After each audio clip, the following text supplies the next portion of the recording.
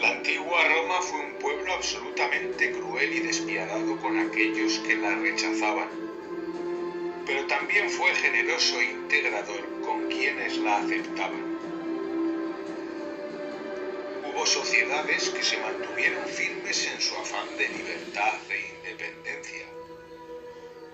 Tenemos ejemplos como Numancia o Judea, que así lo demuestran, y que lo pagaron muy caro. Otros se beneficiaron de las ventajas que reportaba la mayor y más avanzada cultura de la antigüedad.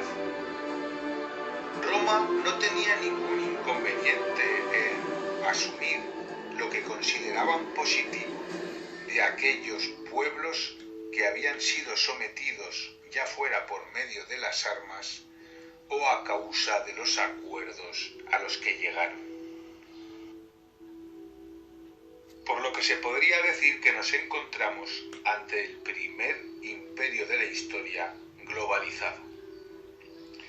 La aristocracia de estos territorios, considerados en origen bárbaros por los latinos, al pasar a formar parte del imperio, asumieron la ciudadanía y muchos iniciaron el cursus honorum, que les permitía acceder a la carrera política, y en algunos casos incluso alcanzaron la púrpura.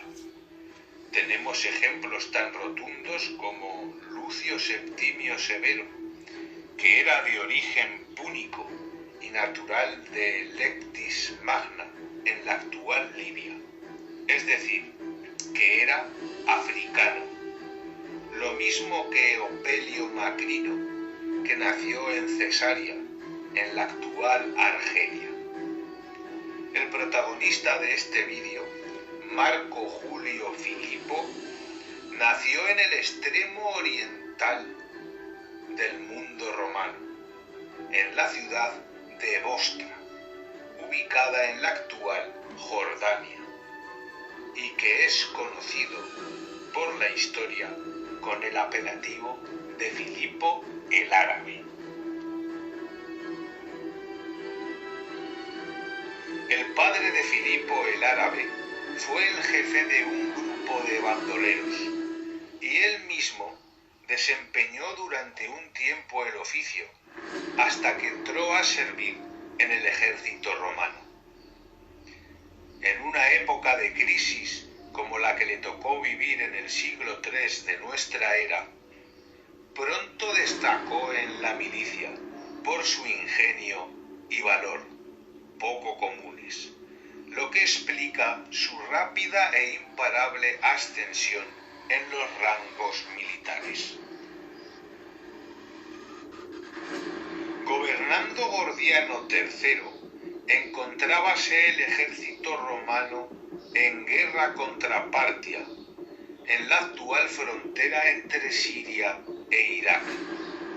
La muerte de su predecesor convirtió en prefecto del pretorio a Filipo. El caso es que Gordiano III murió en el frente. No sabemos si en combate, si por enfermedad o por la mano del ambicioso Filipo. Lo que sabemos es que éste asumió de inmediato, a la muerte de Gordiano, el título de Augusto y se ganó al ejército con el reparto de un cuantioso donativo. El mérito militar había sido lo que le había hecho prosperar, pero una vez recibida la púrpura, renunció a dicho mérito y firmó una ignominiosa paz con el rey Parto.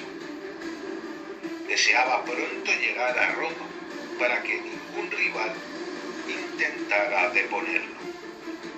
En el año 245, uno después de asumir el poder, marchó al Danubio, combatiendo a los carpios que asolaban la provincia de Dacia, la actual Rumanía, único único territorio que controlaba Roma más allá del Gran Río. Pasó 3 largos años combatiendo en la región con diversos pueblos germanos que trataban de obtener botín en sus incursiones. Y no lo hizo sin éxito, aunque cuando regresó a Italia dejó la región pacificada más en apariencia que en realidad, como demuestra el hecho de que la siguiente década fue en la zona la más desastrosa de la historia de Roma. Anhelaba volver de inmediato a la capital para celebrar el acontecimiento más importante de su reinado y que es sin duda por lo que es más recordado: la celebración de los Juegos Seculares que conmemoraban el milenario de la fundación de la urbe, ya que la ciudad, fundada según la tradición el 21 de abril del año 753 a.C. por Rómulo, cumplía el milenio tal día del año 248 después de Cristo, según nuestro calendario. Se desplegó toda la magnificencia de las fiestas imperiales y el pueblo respondió con entusiasmo. Filipo, que teniendo en cuenta su origen, para no sembrar ninguna duda, fue más papista que el Papa, acuñó monedas con la leyenda Roma Aeterna y trató de mantener una excelente relación con el Senado, al que agasajó constantemente, dotándole de una presencia política que hacía tiempo que no disfrutaba. Pontífices y sacerdotes celebraron en presencia del emperador sacrificios a la orilla del Tíber, y se pedía con sagrados signos a los dioses la protección de Roma. Los juegos circenses y gladiatorios que se celebraron fueron absolutamente espectaculares, y pese a la gran crisis financiera y militar que vivía el imperio a mediados del siglo III, no se reparó en gastos, porque la fecha así lo requería. En el anfiteatro Flavio, conocido como Coliseo, murieron nada más y nada menos que 2000 gladiadores, 32 elefantes, 10 tigres, 60 leones, 30 leopardos, 10 hienas, 10 jirafas, 20 asnos salvajes, 40 caballos salvajes, 10 cabras, 6 hipopótamos, 10 cebras y un rinoceronte. El circo máximo, el estadio con mayor capacidad de la historia, 250.000 espectadores y 600 metros de longitud, ofreció continuas carreras de cuadrigas que volvían literalmente locos a los romanos.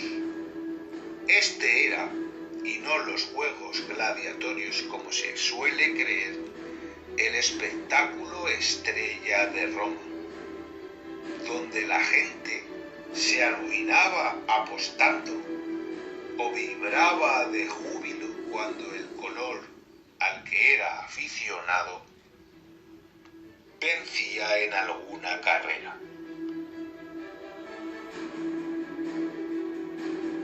Era tal la pasión que sentían por estas carreras de cuadrigas que se han llegado a encontrar estelas funerarias en las que se puede leer, por ejemplo, aquí yace fulanito de tal, buen padre, buen marido y seguidor de los verdes. Roma vivió un sueño bajo la celebración del milenario, pero una vez terminados los juegos, tuvo que volver a asumir la realidad en la que se encontraba.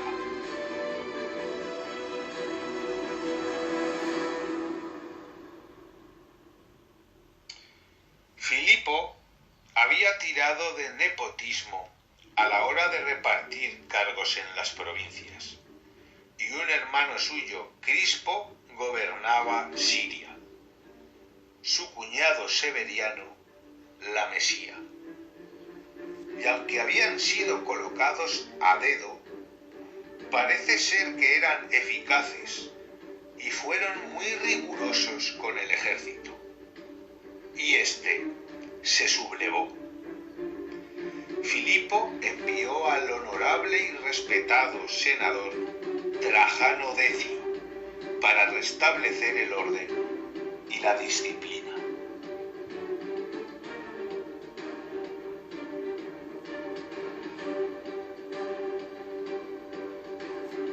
El ejército decidió, a la llegada de Decio, nombrarlo emperador. Algunos creen que aceptó porque fue él mismo el que instigó estos hechos, y otros afirman que fue porque temía que una negativa pudiera costarle la vida. Escribió a Filipo afirmando que una vez regresara a Italia le devolvería la púrpura, pero este no se fió.